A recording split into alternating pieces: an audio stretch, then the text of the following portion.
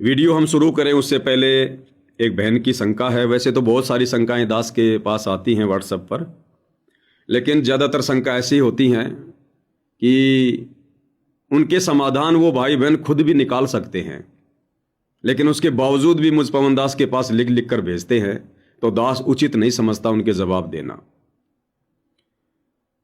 सतसाई भाई जी, मैं सुधा दासी मेरठ से, मैंने सतनाम ले रखा है। मेरे से पहले बहुत मर्यादा खंड हुई है। अब मुझे नियम का पता चला है, सतनाम के 34 नियम हैं। अब मैं क्या करूं भाई जी, सुमरण करूं या ना करूं सतनाम का? सतनाम लेने के बाद घर में परेशानी और बीमारी भी बहुत रहती है। अब भाई जी मैं सारे रूल्स फॉलो करूंगी। अब मैं सतनाम का सिमरण करूं या ना करूं?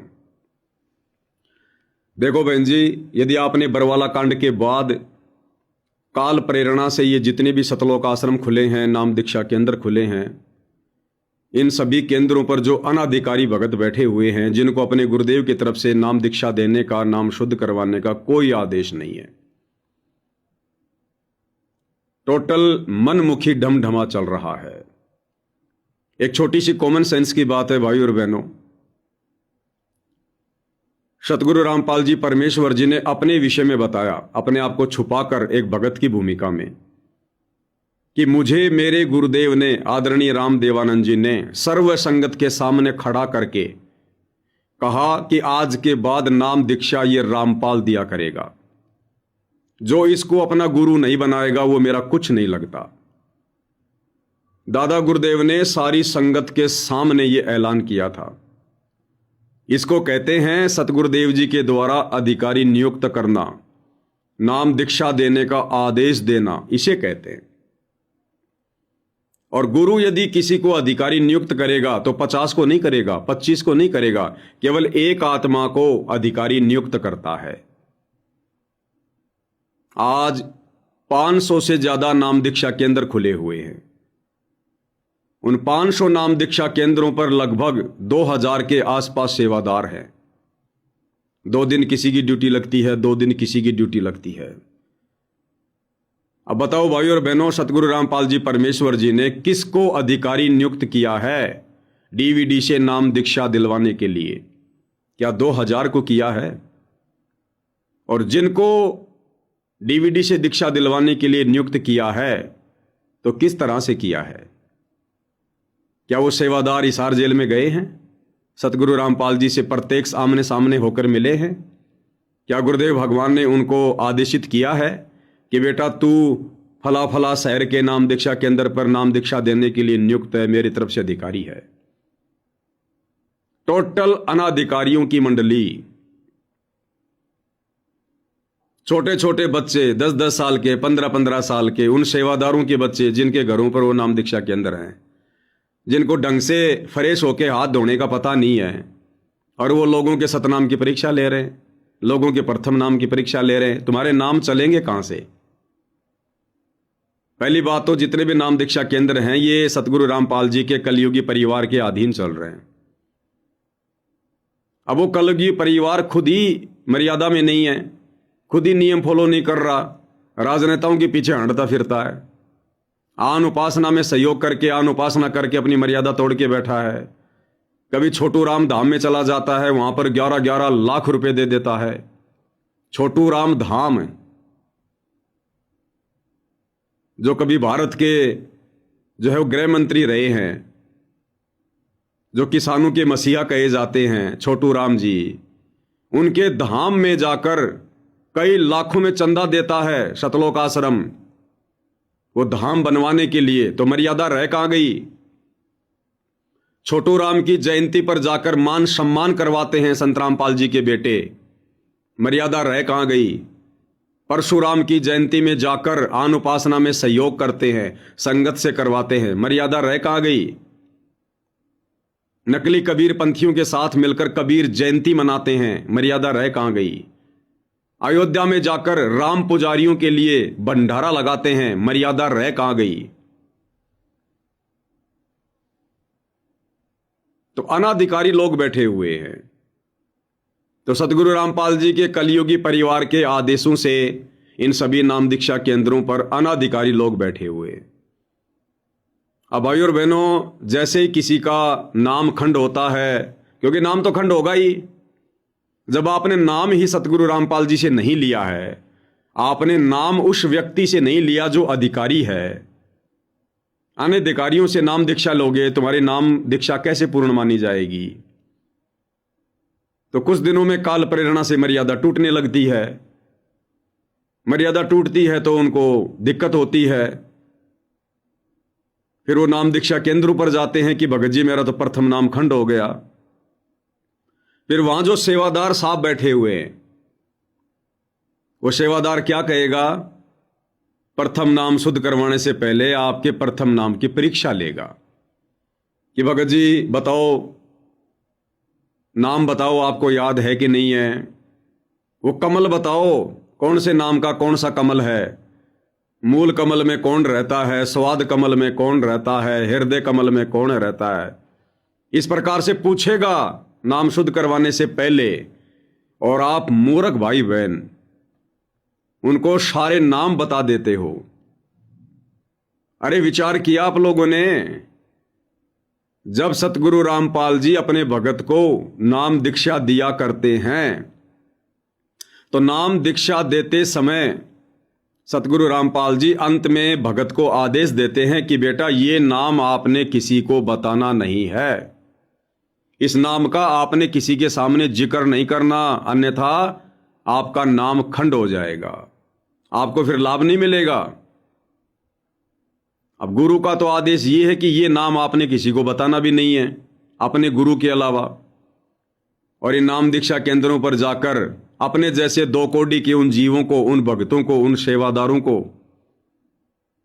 पूछने पर आप जी नाम बता रहे हो, तो तुम्हारी सबसे बड़ी मर्यादा तो यही खंड हो गई। तुम्हारा नाम क्या खाक शुद्ध होगा? फिर इन्हीं नाम दीक्षा केंद्रों से शतनाम की दीक्षा ली जाती है। क्या है कोई सतगुरु रामपाल जी के अलावा दीक्षा देने का अधिकारी? कोई माई का लाल खड़ा होकर संगत में यह कह सकता है कि मेरे को सतगुरु रामपाल जी ने डीवीडी से दीक्षा दिलवाने की सेवा दे रखी है, मेरे को सतगुरु रामपाल जी ने अधिकारी नियुक्त कर रखा है कोई माई का लाल?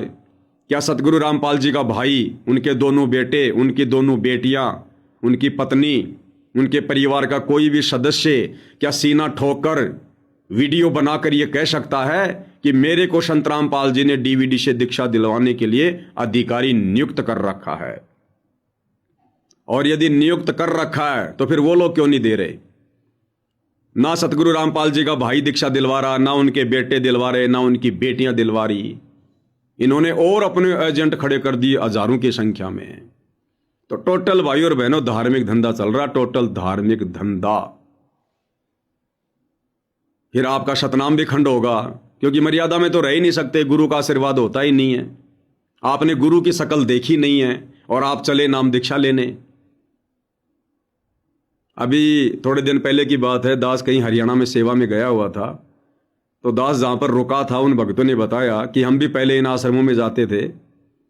तो एक समय गुरुजी से वीडियो कॉल पर कुछ भक्तों की बात हो रही थी, तो एक बहन अपनी 10-11 वर्ष की बेटी को लेकर गुरुजी से बात कर रही थी, और वो बहन वीडियो कॉल पर अपनी बेटी को गोद में लेकर गुरुजी से कह रही थी कि गुरुजी आज आपकी इस आत्मा ने नाम दीक्षा ले ली है, गुरुजी आज आपकी इस आत्मा ने दीक्षा ली है। अब बताओ भाई और बहनों, ये बताने की बात है। अरे गुरु से दीक्षा ली होगी ना, फिर गुरु को ही बता रही है कि गुरुजी इस आत्मा ने आज आपसे दीक्षा ली है। फिर आपने दीक्षा किससे ली? अपने गुरु को तो आप दीक्षा लेने के बाद बता रहे हो। फिर जिस समय आपने डीवीडी से दीक्षा ली थी वो किसने दी थी? आपके गुरु को नहीं पता इस बात का? तो भाई और बहनों टोटल मजाक चल रहा है, टोटल मजाक है।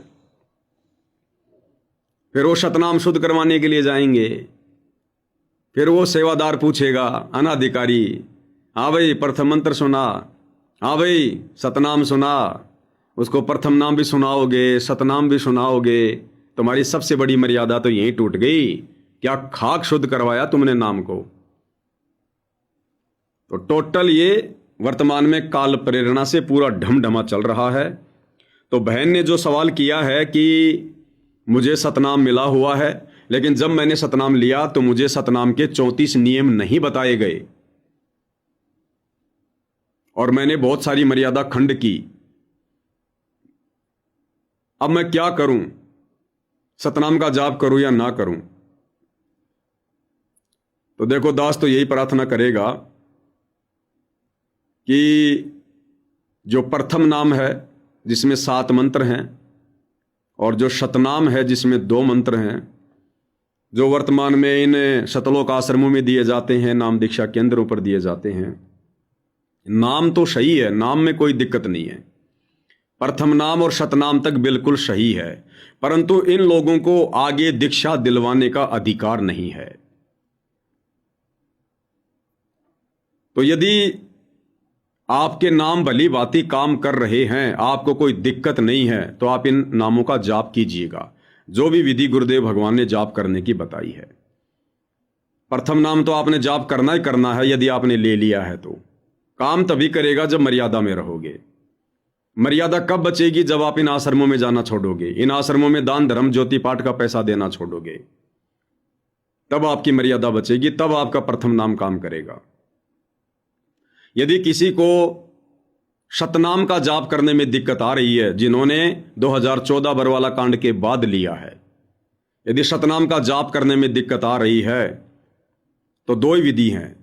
सबसे पहली विधि यह है कि पूज्य गुरुदेव भगवान को अपने घर पर दरबार साहिब में दंडवत करके हृदय से समायाचना करें कि हे गुरुदेव भगवान, आपके दास या दासी को इस बात का पता नहीं था कि ये लोग अधिकारी है या नहीं है। मैंने जल्दबाजी में अनजाने में सतनाम की दीक्षा ले ली है। हे पूज्य गुरुदेव भगवान, अब मुझे ज्ञान हुआ है। हे परमात्मा, आज के बाद जब तक आप इस जेल से बाहर नहीं आओगे, मैं किसी भी सतलोक आश्रम में नहीं जाऊंगी, नहीं जाऊंगा। 1 रुपया भी मैं इनको पात्रों को ज्योति पाठ या दान का नहीं दूंगा। मुझे ज्योति पाठ अगर करवाना होगा, अपने घर पर दरबार साहिब में आपके समक्ष घुटने टेक कर ज्योति या पाठ का संकल्प कर लूंगा और पैसे आपके आने के बाद आपके कर कमल में दूंगा। तो परमात्मा जी से माफी मांगिएगा हृदय से, और उसके बाद आप सतनाम का जाप शुरू कीजिए, जो विधि आपको दीक्षा देते समय बताई गई है। यदि उसके बाद आपको सतनाम का जाप करने में कोई दिक्कत नहीं होती है तो जाप करते रहिए। यदि गुरुदेव से माफी मांगने के बाद भी सतनाम के जाप में दिक्कत आती है तो मत कीजिए, फिर छोड़ दीजिए सतनाम। केवल प्रथम नाम तब का जाप कीजिए, मानसिक या मौखिक। प्रथम नाम को 2 तरह से जाप किया जाता है, एक बोलकर और दूसरा मन ही मन में, यानी मानसिक रूप से। तो यदि किसी को सतनाम का जाप करने में दिक्कत आ रही है तो छोड़ दो, यानी अभी आप जी योग्य नहीं है सतनाम के, परमात्मा की रजा नहीं है, मालिक नहीं चाहते, तो छोड़ दो आप सतनाम को। और जिसके सतनाम के जाप में दिक्कत नहीं आ रही है तो वो फिर सतनाम का भी जाप करो, जो विधि गुरुदेव ने हमें बताई है, समझाई है। अन्यथा प्रथम नाम का तो जाप करना ही करना है, और उसके बाद कभी मुड़कर भी इन आश्रमों की तरफ मत देखना जब तक गुरुदेव बाहर ना आ जाए। और साथ संगति से जुड़कर मर्यादाओं में रहकर भक्ति मार्ग पर आगे बढ़ते रहें।